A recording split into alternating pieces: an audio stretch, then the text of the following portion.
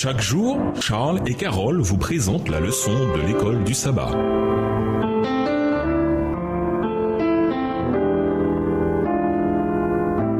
Bienvenue à votre émission Dieu nous parle. Voilà la leçon de jeudi, Paul et les Galates. Malgré la réponse claire du conseil, certains n'en firent qu'à leur tête et persistèrent à recommander que les non-juifs observent les traditions et les lois juives. Pour Paul, cette question devint très sérieuse. Il ne s'agissait pas d'une simple boutille sur des détails. C'était devenu un refus de l'évangile du Christ. Lisons Galates 1, les versets 1 à 12. Quelle importance Paul accorde-t-il à la question qu'il affronte en Galatie? Qu'est-ce que cela nous indique sur l'importance de cette question? Galates 1, les versets 1 à 12. Paul apporte, non de la part des hommes, ni par un homme, mais par Jésus-Christ et Dieu le Père, qu'il a ressuscité des morts, et tous les frères qui sont avec moi aux églises de la Galatie. Que la grâce et la paix vous soient données de la part de Dieu, le Père, notre Seigneur Jésus-Christ, qui s'est donné lui-même pour nos péchés, afin de nous arracher du présent siècle mauvais, selon la volonté de notre Dieu et Père, à qui soit la gloire au siècle des siècles. Amen. Je m'étonne que vous vous détourniez si promptement de celui qui vous a appelé par la grâce de Christ pour passer à un autre évangile. Verset 7. Non pas qu'il y ait un autre évangile, mais il y a des gens qui vous troublent et qui veulent renverser l'évangile de Christ. Mais quand nous-mêmes, quand un ange du ciel annoncerait un autre évangile que celui que nous vous avons prêché, qu'il soit anathème.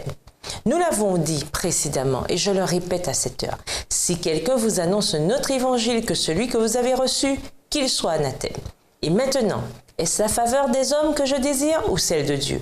Est-ce que je cherche à plaire aux hommes? Si je plaisais encore aux hommes, je ne serais pas serviteur de Christ. Je vous déclare, frères, que l'évangile qui a été annoncé par moi n'est pas de l'homme, car je ne l'ai ni reçu ni appris d'un homme, mais par une révélation de Jésus-Christ. Comme nous l'avons déjà dit, c'est la situation des Galates qui a, en grande partie, occasionné le contenu de la lettre à Rome.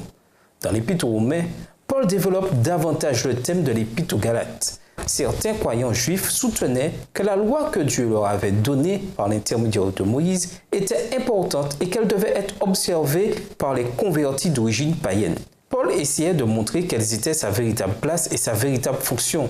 Il ne voulait pas que ces personnes trouvent un point d'appui à Rome comme il avait fait en Galatie. Il serait simpliste de demander si Paul parle des lois cérémonielles ou morales dans Galates et Romains. Historiquement, la discussion concernait le fait de savoir si oui ou non les convertis d'origine païenne devaient se faire circoncire et observer la loi de Moïse. Le conseil à Jérusalem avait déjà tranché sur cette question, mais certains refusaient de se plier à cette décision. Certains considèrent que les lettres de Paul aux Galates et aux Romains prouvent que la loi morale, les 10 commandements, ou en réalité seulement le 4e commandement, n'est plus obligatoire pour les chrétiens. Pourtant, ils ignorent tout le sujet des lettres, leur contexte historique et les questions auxquelles Paul répondait. Paul, comme nous le verrons, a souligné que le salut ne s'obtenait que par la foi seule et non par l'observation de la loi, même la loi morale. Pourtant, ce n'est pas la même chose que de dire que l'on n'a pas besoin d'observer la loi morale. L'obéissance aux 10 commandements n'a jamais été une difficulté. Ceux qui en font un objet de litige lisent dans les textes une question contemporaine, question dont Paul ne s'occupait absolument pas. Que dire à des personnes qui affirment que le sabbat n'est plus obligatoire pour les chrétiens? Comment montrer la vérité du sabbat sans compromettre l'intégrité de l'évangile? Et nous vous laissons avec la question du jour.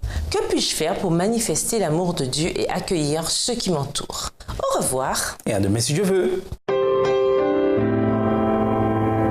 Dieu nous parle. Chaque jour, Charles et Carole vous présentent la leçon de l'école du sabbat.